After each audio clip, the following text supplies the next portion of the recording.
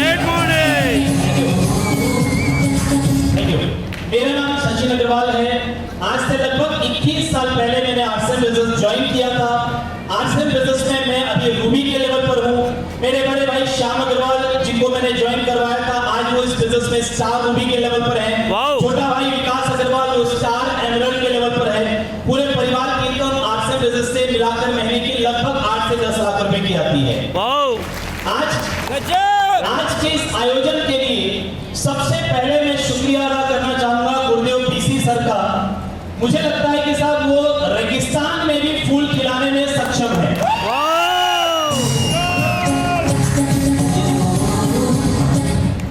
इस भोपाल में पोटेंशियल बहुत है, काबिल लोग बहुत हैं, लीडर बहुत हैं, मगर अभी आरसीएम बिजनेस का माहौल बनना बाकी था। लेकिन मुझे लगता है कि आज के इस कार्यक्रम के बाद वो कमी भी पूरी हो गई और आज के बाद भोपाल में आरसीएम का एक नया अध्याय शुरू होने वाला है। तो इतना बड़ा आयोजन, इतना सफल आयोजन, जिस जगह पर हर महीने सेमिनार नहीं हो रहे, उस जगह पर यह पहला कार्यक्रम कई महीनों के बाद वो इतना बड़ा और ये शुरुआत ये गुरुदेव पीसी सर के सानिध्य में ही संभव है। मैं पूरी लोकल टीम को इस बात के लिए बधाई देना चाहूंगा कि आप सभी ने मिलकर वाकई में कमाल कर दिखाया है और आज के इस कार्यक्रम की वजह से हजारों लोगों की जिंदगियां बदलने वाली है।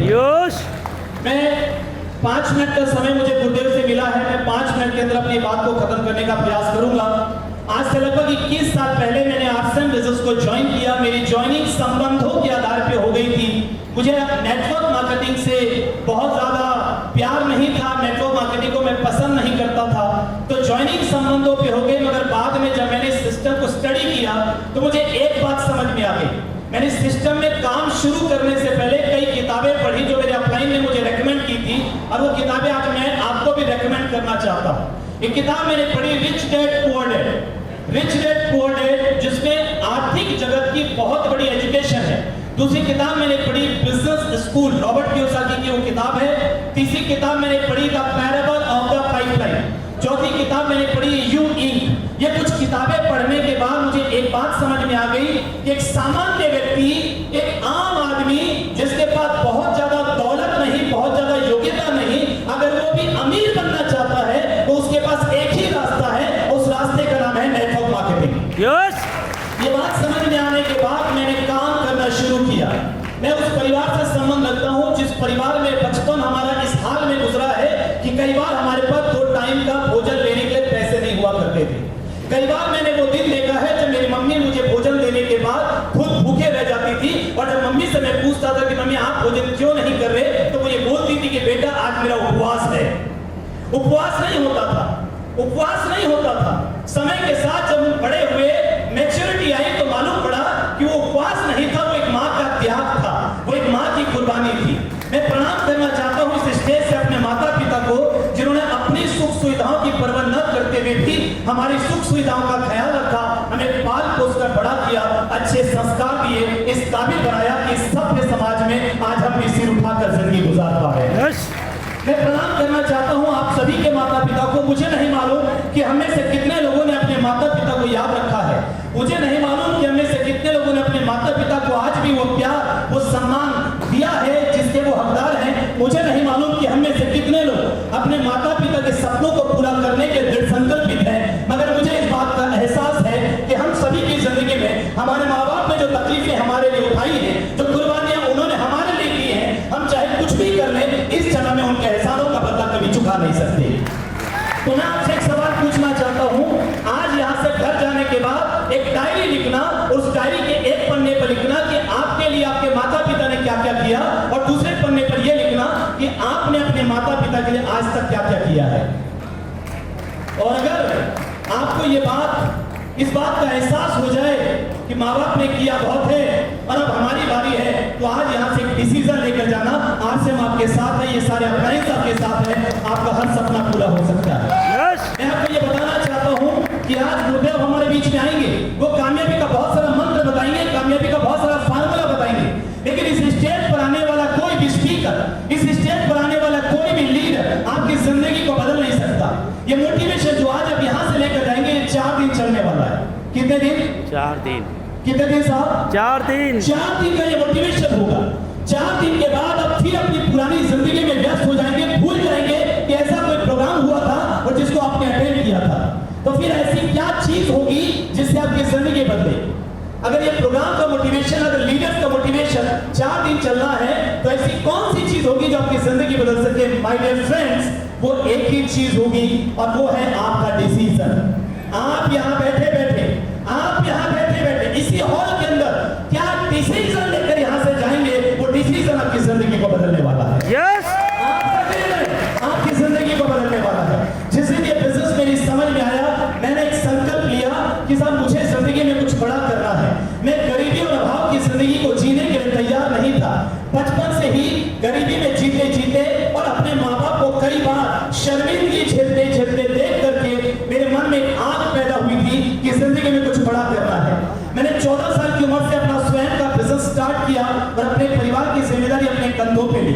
हालांकि 14 साल की उम्र बहुत ज्यादा नहीं होती, लेकिन साहब जब किसी व्यक्ति के ऊपर जिम्मेदारी का बोझ आता है तो व्यक्ति जल्दी जवान हो जाता है, जल्दी बड़ा हो जाता है। तो 14 साल की उम्र से बिजनेस स्टार्ट किया। 7-8 साल लगा के बिजनेस ठीक ठाक लेवल पे खड़ा किया, मगर फिर भी मुझे लग रहा था शायद मैं वहां नहीं पहुंच पाया जहां मुझे पहुंचना चाहिए। जब ये बिजनेस समझ में आया तो मुझे एक बात समझ में आ गई, जो सपना अधूरा है वो आसन से पूरा हो सकता है, वो यहाँ पूरा हो सकता है। और एक आग लेकर, एक सीने में आग लेकर, ये बात मैं आपसे किसी विशेष मकसद के साथ कह रहा हूं, वो मकसद आप समझ जाए तो मुझे जरूर आप बताइएगा। साहब एक सीने में आग लेकर मैंने ये बिजनेस की सफर की शुरुआत की। मैं गया लोगों के पास और जिसके पास गया वो ज्वाइन, जिसके पास गया वो ज्वाइन। लोग पैसा लेकर तैयार बैठे होते थे कि सर आइए, हम तो आप ही का इंतजार कर रहे थे। जिसके पास गया ज्वाइन, जिसके पास गया ज्वाइन, जिसके पास गया ज्वाइन, जिसके पास गया ज्वाइन। हेलो, नो, क्या आपको लगता है ऐसा हुआ होगा? नो। अच्छा, ऐसा होता तो बड़ा मजा आता ना। माय डियर फ्रेंड्स, ऐसा किसी के साथ नहीं होता नहीं है। या जितने भी टेक्निकल अचीवर बैठे हैं, जितने भी कामयाब लोग बैठे हैं, एक के साथ भी ऐसा नहीं हुआ नहीं है साहब। शुरुआत में दुनिया किसी का साथ नहीं देती। हर सपने देखने वाले व्यक्ति को शुरू में विरोध का सामना करना पड़ता है। तो मुझे भी करना पड़ा। बहुत सारे लोगों ने मुझे मना किया, बहुत सारे लोगों ने मजाक उड़ाया, उसके बावजूद भी मैं चलता रहा क्योंकि सीने में आग लगी थी, क्योंकि सीने में आग लगी थी, सीने में आग लगी थी। हमारे जगदलपुर के आसपास में सुकमा कोंडा कुछ नक्सलाइट बेल्ट है, जहां आज भी शाम को 6 बजे के बाद लोग घर से बाहर नहीं निकलते। आज भी मतलब नक्सलाइट का इतना खौफ है वहां पर रात को 1 बजे मोटरसाइकिल पर बैठकर वापस आते थे। अच्छा, ऐसा नहीं है कि हमको डर नहीं लगता था, डर बहुत लगता था, हवा निकलती थी, मगर फिर भी सीने में आग लगी थी। मुझे गरीबी की जिंदगी जीनी नहीं थी। मैंने अपने डेवलपमेंट ऑफिसर से पूछा, उस समय मैं LIC में भी था। मैंने उनसे पूछा, मैंने एक 5 लाख का इंश्योरेंस था जिसमें प्रीमियम बहुत कम था लेकिन रिस्क कवरेज 5 लाख का था।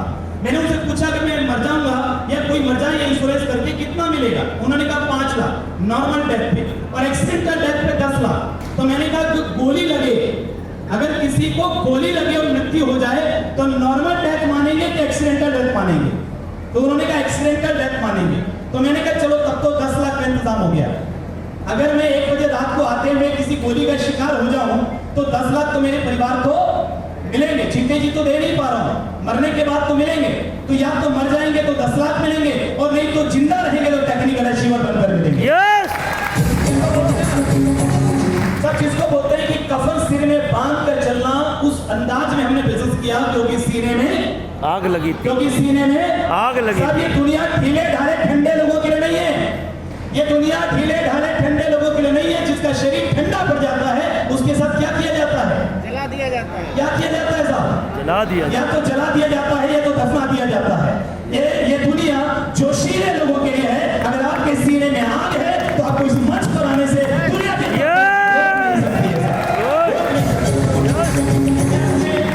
एक किस्सा और सुनाता हूँ, फिर मैं गुरुदेव को इनवाइट करूंगा। मैं अपने डाउनलाइन के साथ किसी गांव में मिलने के लिए गया किसी व्यक्ति से, जिससे फोन पर उसने अपॉइंटमेंट लिया, फोन पर बात की, हम आ रहे हैं। उसने कहा यस बिल्कुल आ जाओ। हम पहुंचे घर में, बंदा गायब, पूरे गांव में किसी को नहीं मालूम गया कहाँ। हेलो, अरे उसको नहीं मिलना था तो हमको पहले ही बता दिया होता कि साहब मैं नहीं मिल पाऊंगा, हम नहीं आते, हम आए हैं, बुला लिया। ऐसा आपके साथ होता है या नहीं होता? होता है तो बिल्कुल ठीक रास्ते पे चल रहे, बिल्कुल ठीक रास्ते पे चल रहे। हम गए उस गांव में,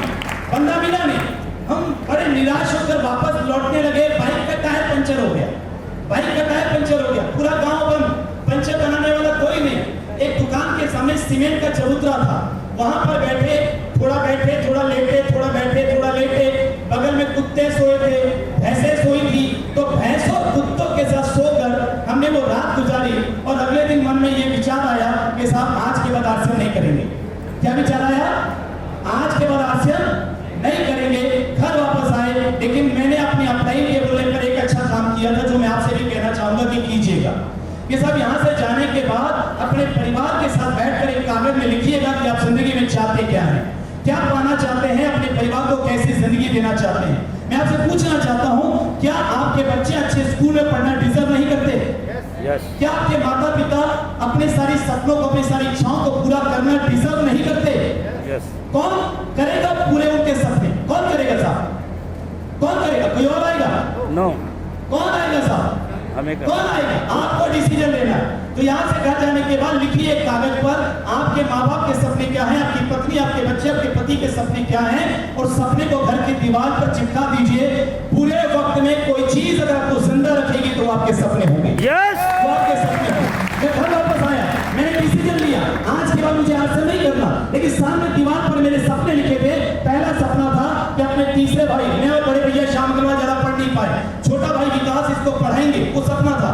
दूसरा सपना लिखा था सारे कर्जे चुकाने हैं। तीसरा सपना लिखा था मम्मी को तीर्थ यात्रा करवानी है। चौथा सपना लिखा था अपना खुद का एक मकान होना चाहिए। पांचवा सपना लिखा था कार चाहिए। छठवां लिखा था ये स्टेज चाहिए। सातवां लिखा था पूरा हिंदुस्तान घूमना है। सपने मेरी आंखों के सामने थे। जब मैं निराश था तो अंदर से एक आवाज आई कि सचिन, तुझे थक कर बैठने का अधिकार नहीं है, क्योंकि तेरे भाई की पढ़ाई करवाने के लिए कोई और आने वाला नहीं है। तुझे उठना होगा, तुझे चलना होगा। और जब ये आवाज आई मेरे रोंगटे खड़े हो गए। मैं फिर चल पड़ा, मैं फिर चल पड़ा, मैं फिर चल पड़ा, मैं फिर चल पड़ा, और आज आपके बीच इस कामयाबी के साथ आप सभी को बहुत सारी शुभकामनाएं। यहाँ से जाने से पहले डिसीजन जरूर लेके जाना, और मुझे लगता है गुरुदेव की बातें आपको जगाएंगी तो जरूर, लेकिन वो जागने के बाद डिसीजन अगर आपने ले लिया तो आने वाले समय में ये स्टेज आपका इंतजार कर रहा है। बहुत बहुत शुक्रिया।